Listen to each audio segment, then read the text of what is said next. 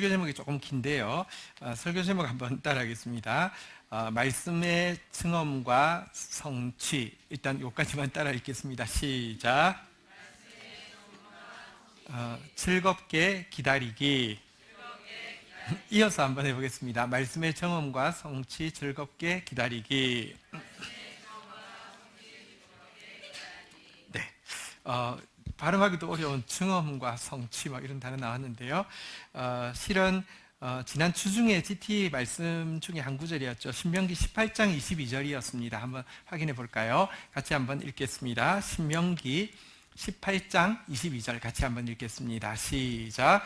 만일 선지자가 있어 여호와의 이름으로 말한 일에 증언도 없고 성취함도 없으면 이는 여호와께서 말씀하신 것이 아니요 그 선지자가 제 마음대로 한 말이니 너는 그를 두려워하지 말지니라. 두 가지를 분별하라고 이야기를 하는 내용 중에 있었습니다. 하나는 뭐냐고 하면 아무리 그가 한 말이 여기 증언과 성취 다 증거도 드러나고 다 이루어진다 할지라도 하나님의 말씀이 아니면 여러분 무당이 아니면 점쟁이가 용하게 다 맞추어도요, 아니면 이단에 가도 이상한 영적인 현상이 일어나도요, 정말 벌레 보듯이, 정말 무슨 구토한 거 보듯이 전혀 가지도 말고 보지도 말라고 성경은 이야기하고 있습니다. 마지막 때가 되면 택한 영혼도 빼앗기 위하여서요, 사단이 표적과 기사를 크게 행할 것이라고 이야기했습니다. 증언과 성취가 있어도요, 하나님 말씀 아니면 아무 의미가 없습니다. 그런데 진짜 하나님의 사람이 하나님의 말씀을 전했다고 하면 또 반드시 그가 진짜 하나님의 사람인 것을 무엇으로 증거할 수 있느냐 한번 따라하겠습니다. 말씀의 정엄과 성취. 말씀의 정엄과 성취가 반드시 있어야 되고요. 또 우리가 진짜 하나님의 말씀을 받고 믿었다고 하면 우리도 반드시 체험해야 될 것이 무엇이냐 다시 한번 따라하겠습니다. 말씀의 증언과 성취. 그래서 우리는요 꼭 말씀의 증언과 성취를 경험해야 합니다. 올해 우리에게 주신 말씀, 우리 제목 한번 따라하겠습니다. 의의 열매가 가득하리라. 우리가 정말로 믿고 받았고 이것이 하나님의 말씀이라고 하면요, 반드시 이 말씀의 증언과 성취를 경험해야 하는데요. 자, 그러기 위해서 조금 이제 증언, 성취 단어가 좀 어렵긴 한데 조금 이제 그 뜻을 제대로 아는 필요가 있겠습니다. 증언이라는 말은요, 한번 듣기만 하고 잊어버리세요. 하야라는 언어인데요, 이것이 성경에서는 어떻게 번역되고 있냐고 하면 한번 따라하겠습니다. 있다, 이루다. 예를 들면 이런 것입니다. 창세기 1장 3절에 보면요, 하나님이 이르시되 빛이 있으라 하시니 빛이 있었습니다. 한번 따라하겠습니다. 있으라, 있었고.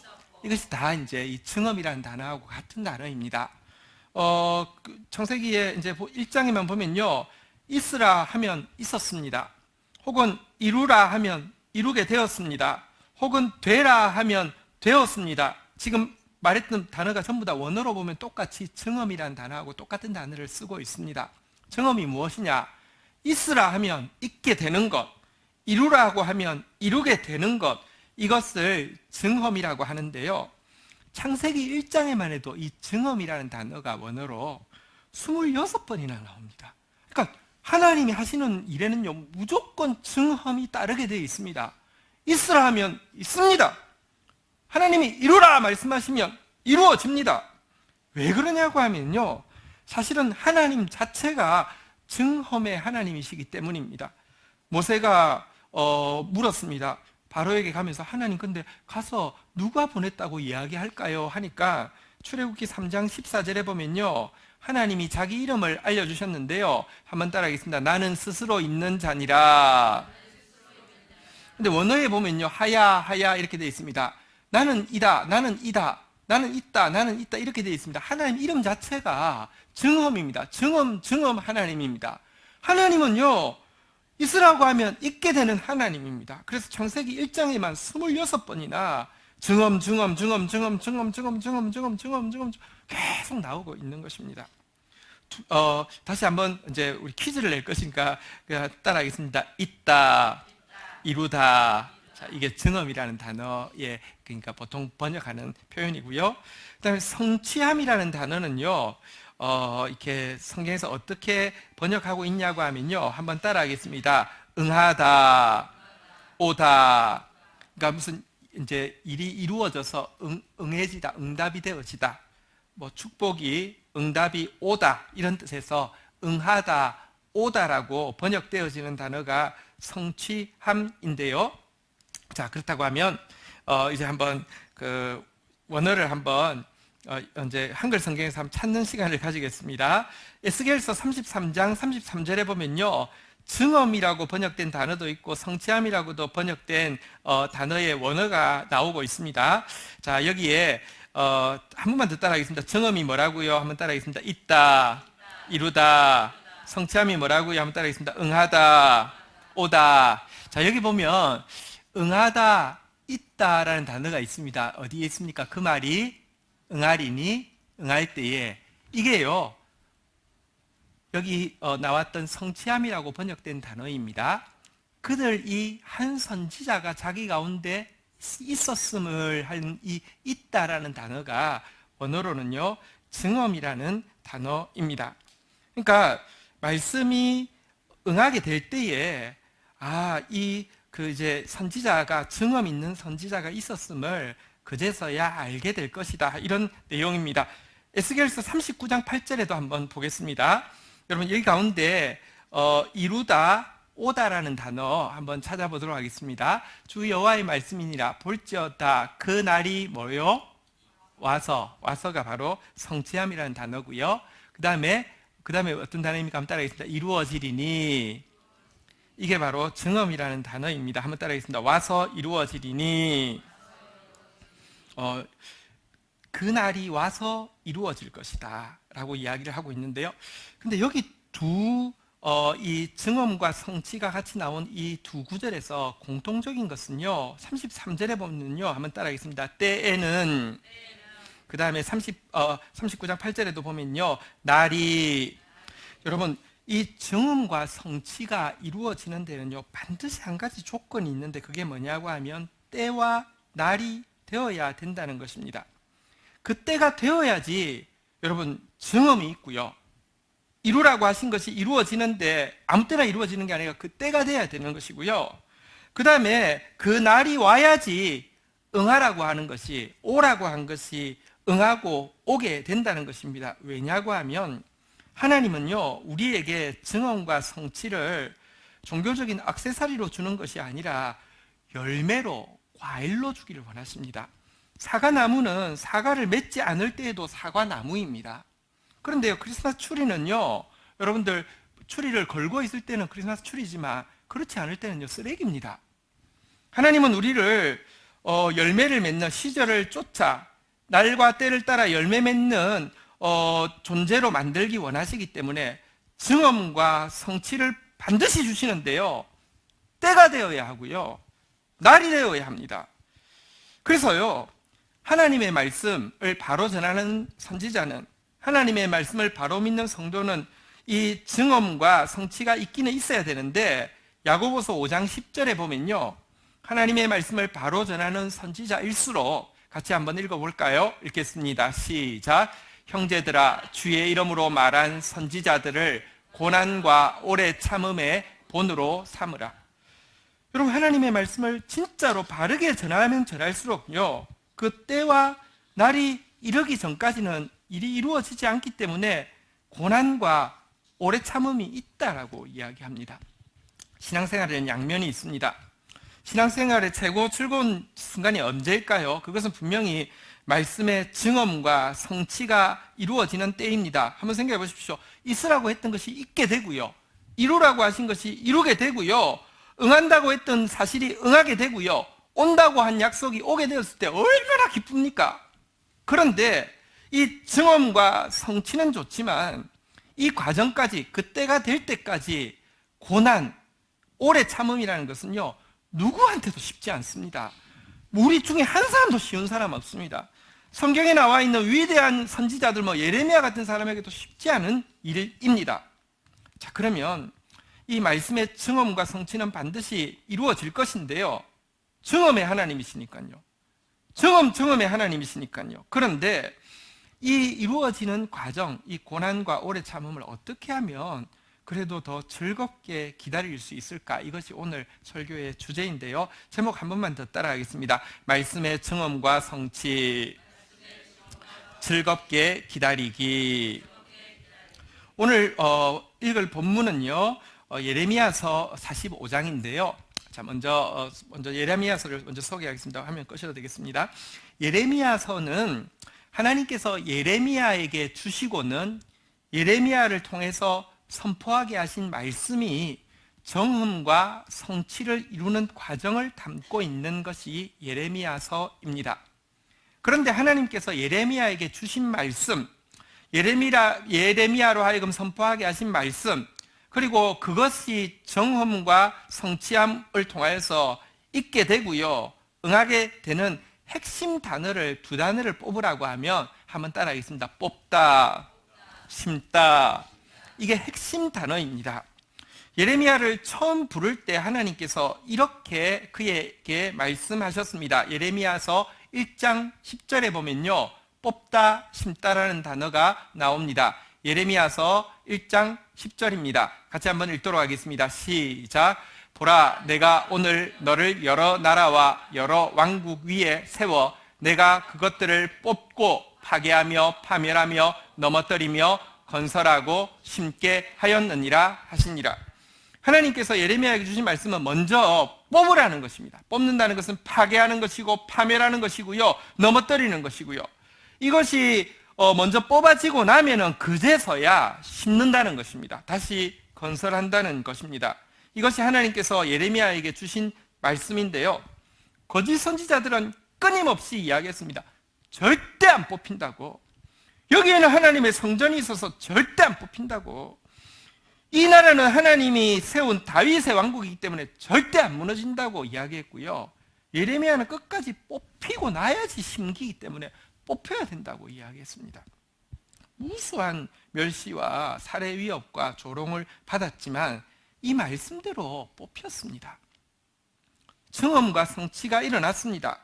자, 뽑혀서요, 진짜 그래도 순수한 사람들은 뽑힘 받아가지고 바벨론으로 끌려갔죠. 바벨론으로 끌려간 그들에게 이 예레미야가 편지를 써서 이렇게 뽑다, 심다라는 단어를 다시 기록하고 있습니다. 예레미야 24장 6절 한번 볼까요?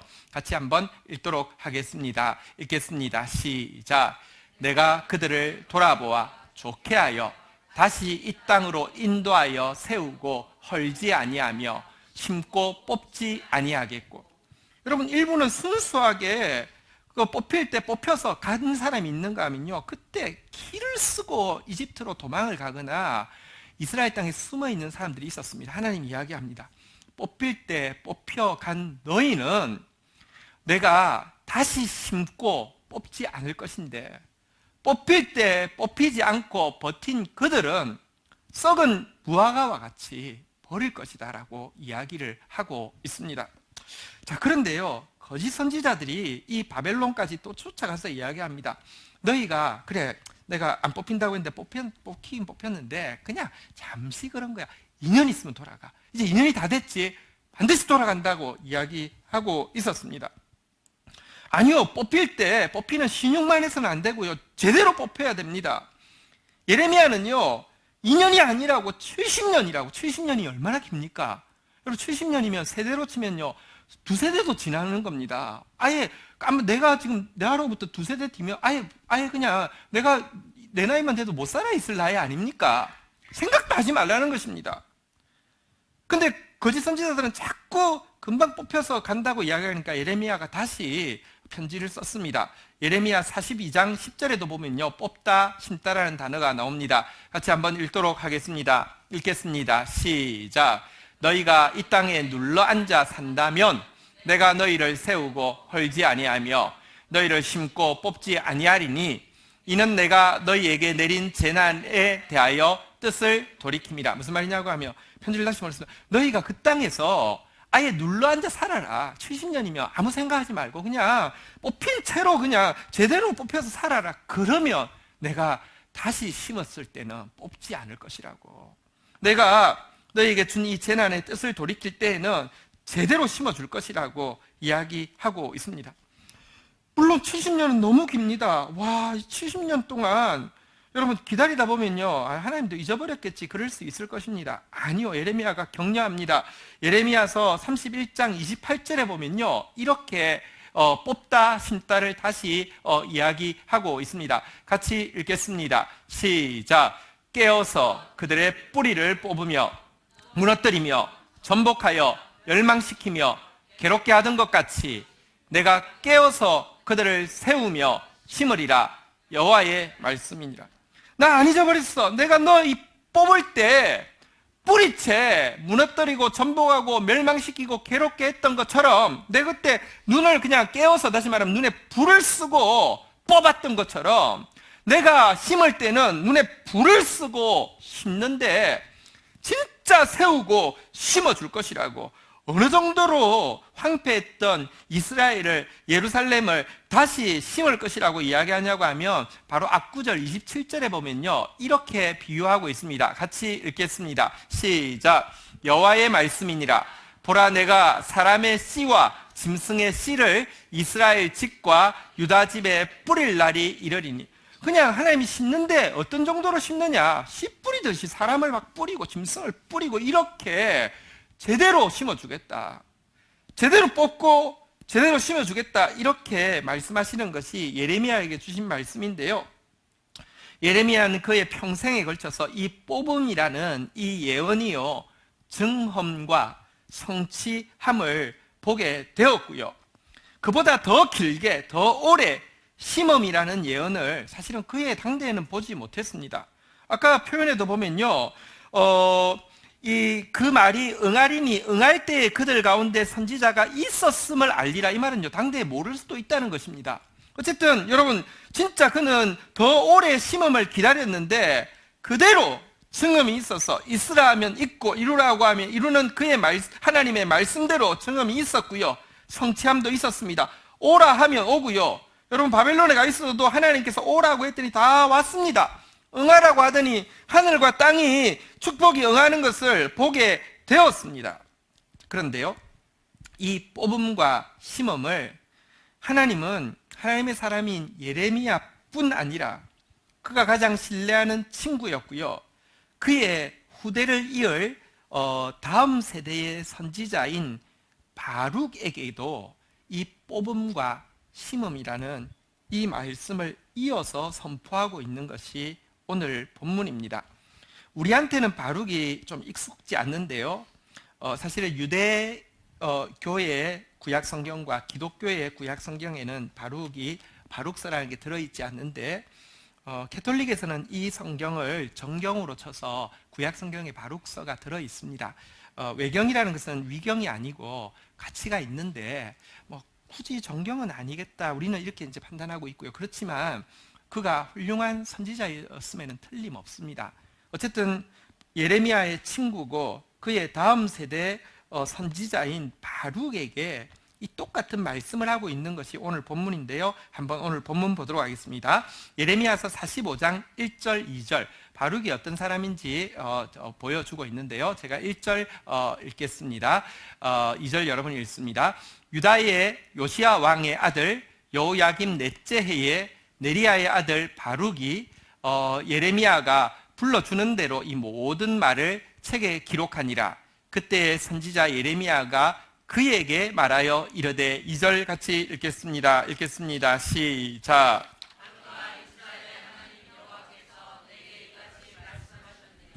네, 바룩이 어떤 사람이냐 1절에 잘 나와 있죠. 바룩은요, 예레미야가 불러주는 대로 모든 말을 책에 기록하는 사람입니다.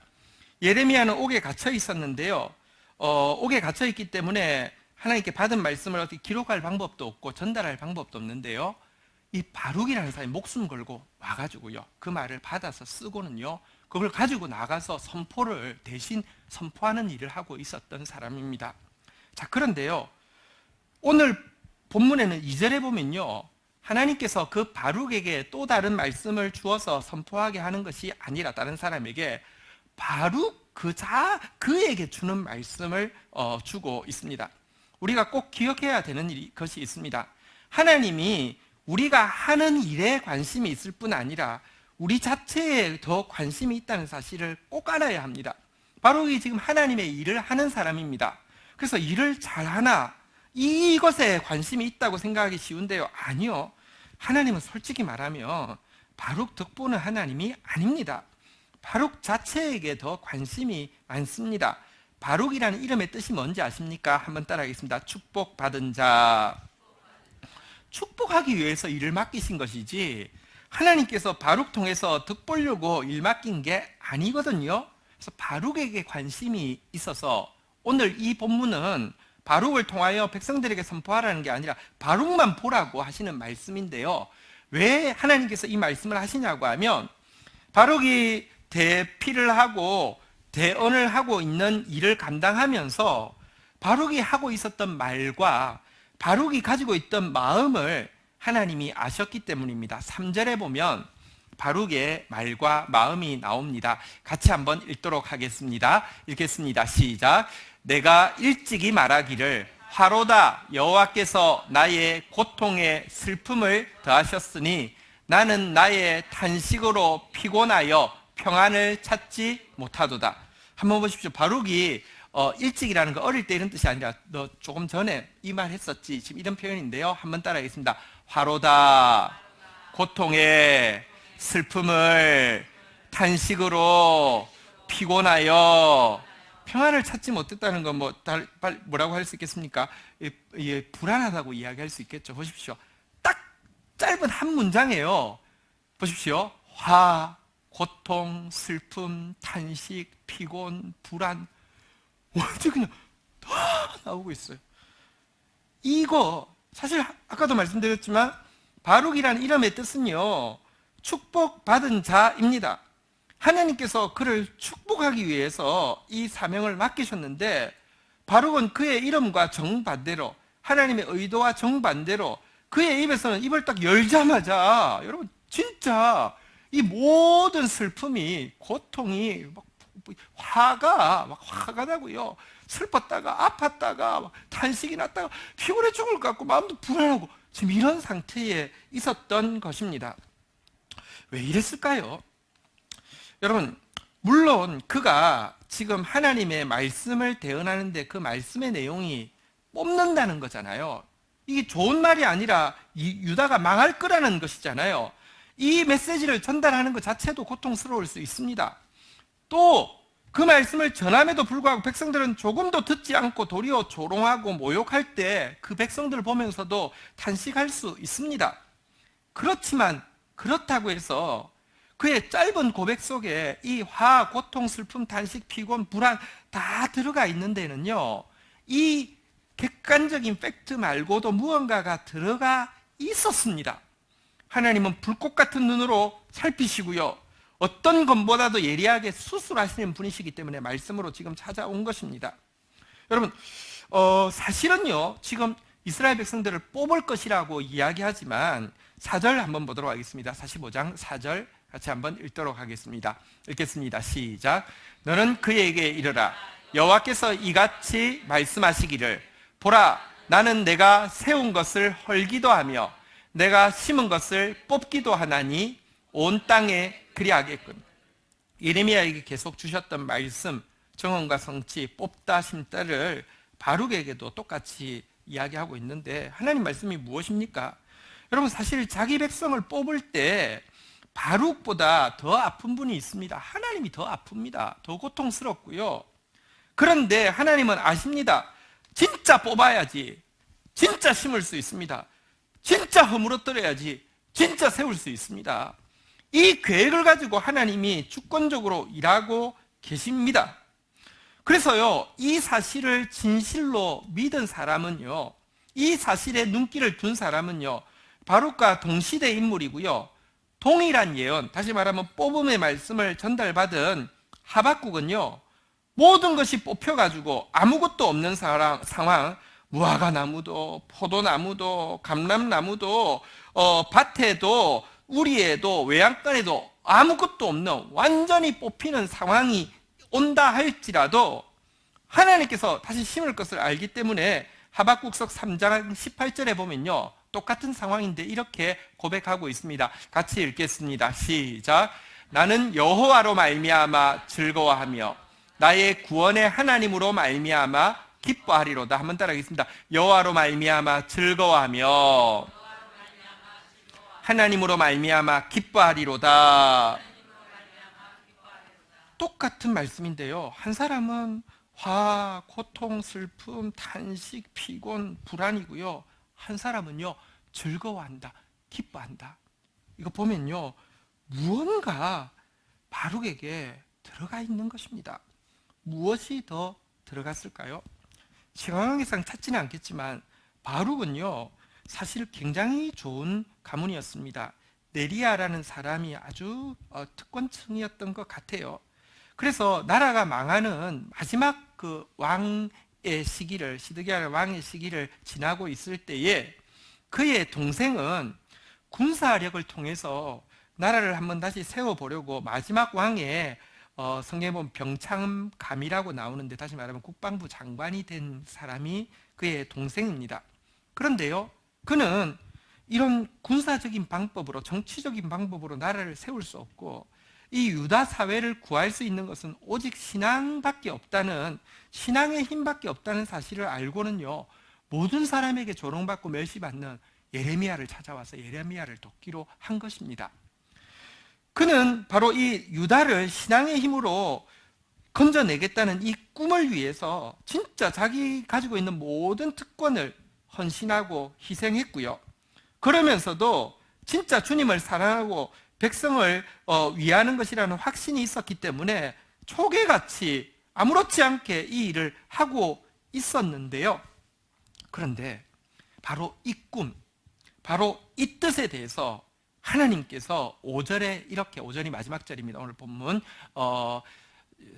이 예레미야서 45장 5절 같이 한번 읽도록 하겠습니다. 같이 읽겠습니다. 시작. 내가 너를 위하여 큰 일을 찾느냐? 그것을 찾지 말라. 보라, 내가 모든 육체에 재난을 내리리라. 그러나 내가 가는 모든 곳에서는 내가 너에게 내 생명을 노량물 주듯 하리라. 여호와의 말씀이니라. 예, 하나님께서 바룩에게 이렇게 이야기했습니다. 이 꿈을 위해서 헌신하고 있고요, 이 뜻을 위해서 초계와 같이 자기 모든 것을 버리고 애쓰고 수고하고 있는 그에게 한번 보시면요, 한번 따라하겠습니다. 너를 위하여 큰 일을 찾느냐? 사실은 하나님을 위하는 것이 아니라 자기를 위하는 것이라고 하나님께서 지적하고 있는 것이고요, 지금 네가 꿈꾸고 있는 거, 유대를 한번 구해보려고 하는 거, 신앙의 힘으로, 하나님에 대한 사랑으로, 백성에 대한 애정으로 하려고 하는 그것은 실은 큰 일이 아니라고, 큰 것도 아니고 나를 위하는 것도 아니라고 이야기하고 있는 것입니다. 그러면서요, 이렇게 이야기합니다. 보라, 내가 모든 육체에 재난을 내리라. 지금은 내가 뽑는 게 내 뜻이기 때문에 네가 애쓴다고 나를 구할 수 있는 게 아니라고, 뽑을 때는 뽑혀야 된다고 이야기하면서, 그렇지만 네가 지금 내 말을 대필하고 대언하는 일을 하고 있는데, 네가 내 말씀을 가지고 있을진데 내가 가는 모든 곳에서, 한번 따라하겠습니다. 너에게 내 생명을 노량물 주듯 하리라. 근데 한 가지 보장할게. 너한테 너의 그 생명을, 너의 영혼을 노량물 주듯이, 다시 말하면 전리품 얻듯이 가장 귀중품처럼 내가 꼭 네가 가지고 있을 수 있도록 지켜줄게라고 이야기를 하고 있습니다. 여러분, 이게 바로 실은요, 그의 생명을 천국까지 보존해 줄 것이라고 하신 이것이야말로 그가 찾아야 하는 가장 큰 일이라고 역설적으로 말씀하고 있습니다. 본문에서 이야기하고 있는 우리가 찾아야 할 큰 일은 첫 번째 무엇이냐고 하면요, 내 생명을, 내 영혼을 천국에 이를 때까지 평강 가운데 보존하는 것, 이것이 첫 번째 큰 일이라고 이야기합니다. 근데 생명을 천국까지 보존한다는 것이요, 그냥 내가 몸보신하고 잘 산다는 뜻이 아닙니다. 영혼은 영혼의 양식을 먹고 삽니다. 말씀이 항상 임해 있어야 되고요, 그리고 임해 있는 말씀은 나만 위해서 주신 것이 아닙니다. 바룩의 사명은 말씀을 필사하는 데 있지 않고, 그래서 내가 묵상하는 데 있지 않고 선포하는 데 있었습니다. 내가 이 말씀을 통로가 되어서 선포하다가, 또 하나님의 말씀은요, 내가 자꾸 이게 전달하면요, 보십시오. 향을 전달하기 위해서 포장지에 향을 싸가지고 누구 전달하고 안 하면요, 포장지에 향 냄새가 남잖아요. 생선을 종이에다 싸서 전달하고 나면 종이 안에 비린내가 남잖아요. 내가 하나님 말씀 전달하다가 자꾸 하나님의 말씀이 나한테 묻어서 남게 되어서 결국은 그 말씀이 온전히 이루어지는 나라가 천국인데요, 하나님 나라인데요, 그 하나님 나라에서 살게 되는 것, 이것이 인생이 이 세상을 살아가면서 해야 되는 가장 큰 일이라고 바룩에게 이야기를 하고 있는 것입니다. 그렇게 생각하면 너무 소극적이지 않습니까? 너무 스케일이 작지 않습니까? 뭔가 적극적으로, 뭔가 좀 스케일이 크게 하는 게 좋지 않겠습니까? 여러분, 표가 좋잖아요. 하나님을 위하여 위대한 일을, 하나님께 위대한 일을 기대하라. 하나님을 위하여 위대한 일을 시도하라. 뭔가 큰 걸 기대하고 큰 걸 한번 시도해보고, 이게 좀 맞는 것 같은데, 지금 가문도 좋고 지금 목숨도 그런, 지금 이 바룩에게 하나님은요, 너의 영혼 잘 돌보는 거, 말씀으로, 말씀의 통로인 네가 말씀에 자꾸 묻어서 말씀 진실하게 믿고 통로되다가 말씀 묻어서 말씀의 나라 들어가는 게 지금 큰일이라고 이야기하고 있는 거, 좀 너무 소극적이고 너무 스케일이 작지 않습니까? 근데 한 가지, 진짜 우리가 인생을 살아가면서 정말 중요한 교훈이 한 가지 있더라고요. 한번 따라하겠습니다. 사람이 하는 일은 절대 큰일이 아닙니다. 하나님이 하시는 일만 큰일입니다. 여러분, 나는 큰일 한다는 사람 너무 많이 봤습니다. 우리 나라도 보면요, 정치계에서, 경제계에서, 심지어 종교계에서도요, 큰일 하는 사람 너무 많습니다. 내가 돼야지, 이 나라가, 내가 부자가 이렇게 우리 회사가 잘 돼야지, 이 나라가, 내가 하나님 이 민족 복음화를 위해서 돼야지, 이런 사람들 너무 많은데요, 큰일 하려는 야심가들이 넘쳐나고 있는데, 알고 보니까 사람이 하는 일은요, 말은 큰일이라고 이야기하지만 절대로 큰일이 아니더라고요. 전부 다 큰일이 아니라 정말 더러운 일들이더라고요. 큰 비전, 큰 꿈, 큰 뜻 이야기하는 거 많이 들어봤는데, 조금 지나서 보면요, 결국은요, 자기가 큰 돈 챙기겠다는 거였더라고요. 큰 이름 남기겠다는 거더라고요. 큰 권력 가지겠다는 거더라고요. 왜 큰 권력 가지는 줄 아십니까? 큰 죄 지어도 괜찮게, 큰 죄 지어도, 여러분 뭐 성추행을 아무리 해도 상관없어요. 큰 이름 가지고 있으면, 큰 돈 가지고 있으면 괜찮은 사람 되는 거, 그게 큰 비전이더라고요. 인간이 하는 일은요, 절대로 큰 일이 될 수 없습니다. 하나님이 하시는 일만 큰일입니다. 먼저는 큰일 하지 않으려고 하는 것이 큰일이라는 것을 바룩에게 이야기를 하고 있습니다. 하나님은 사람을 부르실 때요, 어떤 사람 부르느냐, 아무리 봐도 쟤는 큰일 할 사람이 아니야, 그런 사람만 뽑아서 부르십니다.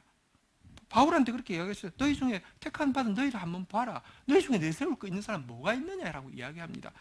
객관적으로 없든지 주관적으로 마음속에 나는 정말 아니라고 하는 사람 부르시지, 하나님이 내가 한번 하나님 기여해 드릴게요, 이런 사람 부르지 않는다고 이야기합니다. 이게 첫 번째 큰 일이라는 것입니다. 여러분, 다윗은요, 하나님을 위해 워낙 큰 일을 하려고 했습니다. 여러분, 하나님께서 다윗을 세워서 왕이 되고 나서 백향목 궁에 사는데, 생각해 보니까 마음이 좀 걸려요. 나는 백향목 궁에 사는데 하나님은 가죽 텐트에 사시니까 안 되겠다. 내가 하나님 한번 기여해 드려야 되겠다. 큰 집을 한번 지어 드려야 되겠다. 생각하니까 너무 기분이 좋아졌어요. 여러분들, 큰 일을 생각하면 기분 좋아져요. 그래서 여러분, 나단에게 갔습니다. 가면서부터도 자신이 있었어요. 허락하겠지. 내가 하나님을 위해서 큰 집을 한번 지어드리겠다고. 괜찮겠냐고 하니까, 선지자라고 다 아는 거 아니거든요. 아이고, 하나님 얼마나 기뻐하시겠냐고, 하시라고. 나단이 딱 이야기하고 기분 좋게 가고 있는데, 나단에게 하나님 오셨습니다. 야, 돌아가. 예? 가서 이야기해. 네가 뭔데 내 집을 지어. 온 우주를 다 집으로 만들어놔도 내가 거기 거할 만큼 내가 작은 존재냐? 온 우주도 나를 용납하지 못하는데 짓지 말라고 해. 근데 이게 야단치는 게 아니라요, 내가 네 마음은 받았지만 네가 나를 위해서 큰일을 하려고 하면 그 큰일 아니야. 건축은 큰일이 아니야. 여러분, 성전 공사, 성전이란 말도 틀리지만 교회 공사는 사실은요, 인간이 하는 아무리 엄청나게 지어놔도 그게 큰일이 아닙니다. 시간 지나고 다음 세대한테 큰 짐이 되지 큰일이 아닙니다. 그리고는요, 거꾸로 그에게 이야기하셨습니다. 그래도 내가 네 마음을 받아서 너를 통하여서 메시아가 올 것인데 그를 통하여서 영원한 나라가 세워질 거야. 이 약속은 절대로 깨어지지 않는 약속이야.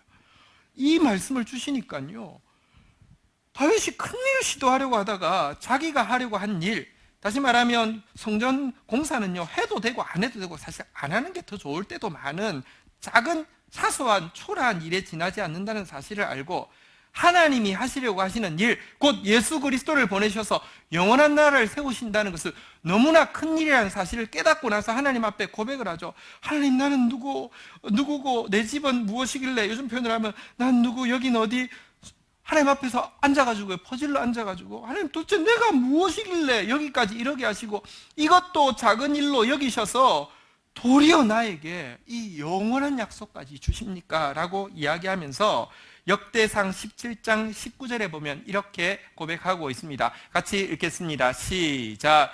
여호와여, 주께서 주의 종을 위하여 주의 뜻대로 이 모든 큰 일을 행하사 이 모든 큰 일을 알게 하셨나이다. 한번 따라하겠습니다. 이 모든 큰 일을 행하사 이 모든 큰 일을 알게 하셨나이다.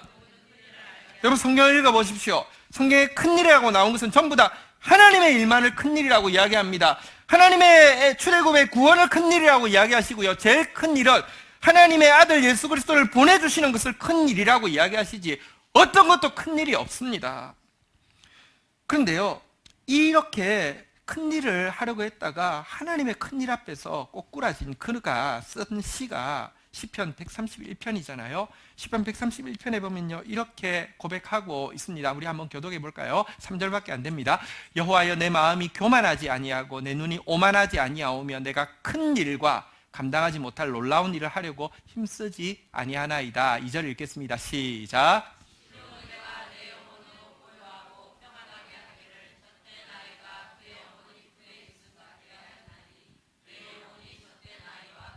삼절 같이 읽겠습니다. 시작. 이스라엘아, 지금부터 영원까지 여호와를 바를. 보시면요, 1절에 보면 내 큰일 하지 않겠습니다. 2절에 보면 내 영혼이 젖먹이가 젖을 먹잖아요. 젖이 말씀이잖아요. 말씀으로 내 영혼을 고요하고 평안하게 지키겠습니다 라고 이야기하거든요. 근데 3절에 보면요, 한번 따라 하겠습니다. 여호와를 바랄지어다. 여러분, 다윗이 여기서 지금 큰일 하지 않겠다는 게 요즘 유행하는 말로 소확행을 찾았다는 뜻이 아닙니다. 야, 해봤더니 왕으로서 한번 스케일 크게 해보려고 해봤더니 별거 없더라고. 사실은 내가 의외로 내가 꽃꽂이 재능이 있더라고. 꽃을 보면 기분이 좋고 내가 이거 하고 살아야지, 이 말이 아닙니다. 여러분, 큰일, 첫 번째 큰일은 뭐냐고 하면 큰일 하지 않는 게 큰일입니다.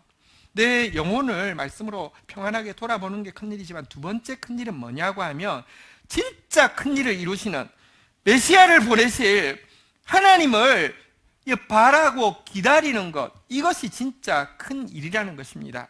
그래서 제가 이 시편 131편을 시로, 다윗의 마음을 담아서 시로 한번 바꾼 것을 오늘 주보에 실었는데요, 제가 한번 읽도록 하겠습니다. 한번 반주 잠시만 좀 해주시겠어요? 제가 한번 읽어보겠습니다. 주보 앞면에 있죠. 읽겠습니다.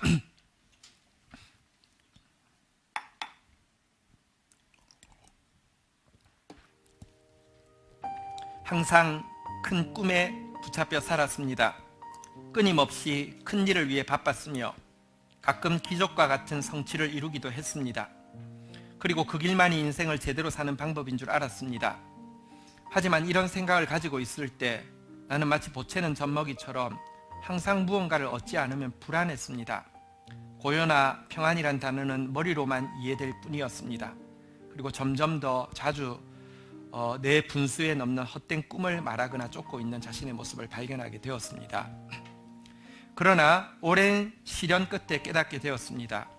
나의 인생은 내가 갈구하는 만큼 되는 것이 아니라 당신이 계획하신 만큼 된다는 것을. 내가 품을 대망은 나를 향한 당신의 꿈이지 당신을 위한다고 하는 나의 야망이 아니라는 것을, 그리고 당신 앞에 있는 사람이 먼저 택할 것은 힘이지 일이 아니라는 사실을 말입니다. 이제 나는 높은 마음과 높은 데를 보는 눈을 버렸습니다. 헛된 큰 꿈을 쫓지 않고 놀라운 일을 이루려고도 하지 않겠습니다. 오히려 어머니의 품에 안긴 젖된 아이처럼 당신 안에서 고요와 평안을 누리겠습니다. 주님, 이제야 내 마음이 쉼을 얻었습니다. 그리고 모든 것이 평온함과 기쁨 가운데 인도받게 되었습니다. 참으로 이것이 당신께서 우리에게 바라게 하신 인생이었습니다. 지금부터 영원토록 당신을 바라게 하신 하나님을 찬양합니다. 주의 모든 백성들도 영원토록 주를 바라는 삶을 삶으로 말미암아 영원토록 주를 찬송케 하옵소서. 아멘. 자, 그런데요, 우리가 이같이 내가 자기를 위해서, 물론 하나님을 위한다고 하지만 사실은요, 자기를 위해서 큰 일을 하려고 하지 않고 내 영혼을 말씀으로 평안 가운데 지키고 하나님께서 직접 증언과 성취함을 이루시도록 즐겁게 기다리는 삶이야말로 작아 보이지만 세상을 뒤집는, 세상을 새롭게 하는 가장 확실한 길입니다. 왜냐고 하면 보십시오. 세상 사람들의 생각과 뜻은요, 모두 하나님으로부터 완전히 정반대로 아예 뒤집혀서 살고 있습니다. 이런 세상 가운데 말씀으로 자기 영혼을 평안 가운데 지키고 말씀의 증언과 성취를 즐겁게 기다리면서 바라면서 사는 사람들은요, 정말 작은 일 같아 보이지만 실은요, 에덴 동산 이후로 세상이 뒤집어 있었는데 그 뒤집어진 세상에서 내가 뒤집혀진 채로 살아가고 있기 때문에 작은 걸음을 내디뎌도 혁명적인 걸음이 되는 것입니다. 한번 생각해 보십시오. 세상이요, 힘을 다해서 큰일을 하려고 막 이렇게 합니다. 능력 이상 100걸음도 갑니다. 한순간에. 그런데 이 길은 사실은 반대길입니다. 내가요, 작지만 돌아서 한 걸음 하나님 말씀으로 내 영혼 지키고요, 하나님의 말씀을 바라고 한 걸음 걸으면요, 나는 결론적으로 몇 걸음 걸었냐고 하면요, 101걸음 걸은 것입니다. 훨씬 혁명적인 걸음이고요, 훨씬 큰 삶을 사는 것입니다. 한 번 더 따라하겠습니다. 사람이 하는 일은, 내가 하는 일은 절대 큰 일이 아닙니다. 하나님이 하시는 일만 큰 일입니다. 말씀으로 내 영혼을 평강 가운데 지키는 것, 말씀의 증언과 성취가 이루어질 것인데요, 그때까지 즐겁게 하나님을 바라는 것, 이것이 우리가 할 수 있는, 오늘 우리 공동체에게 하나님께서 하라고 하시는 가장 큰 일입니다. 우리 함께 자리에서 일어서시겠습니다. 우리 찬양하며 하나님 앞에 고백하는 시간을 가지도록 하겠습니다. 주님을 보게 하소서, 주님을 바라보게 해달라고 우리 부탁하십시다. 주님의 사랑이, 주님의 임재가 제일 큰 것입니다. 큰 일입니다. 우리 같이 한번 고백하며 나가겠습니다. 하나님 감사합니다. 오늘 주신 말씀 다시 한번 받습니다. 내가 하는 일 큰 일이 아님을 고백합니다.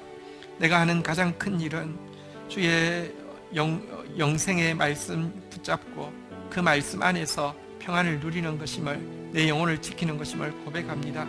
내가 할 수 있는 가장 큰 일은 증언의 하나님, 성취의 하나님, 반드시 있으라 하면 있겠고 응하라 하면 응하게 하실 그 하나님을 길이 참아 기다리는 것임을 고백합니다.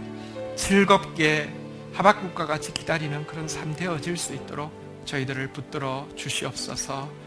반드시 심으시되 하나님, 사람의 씨를, 짐승의 씨를 뿌리듯이 심으실 그 하나님을 기다리는 저희들 되게 인도하여 주옵소서. 예수 그리스도의 이름으로 기도 올립니다. 아멘.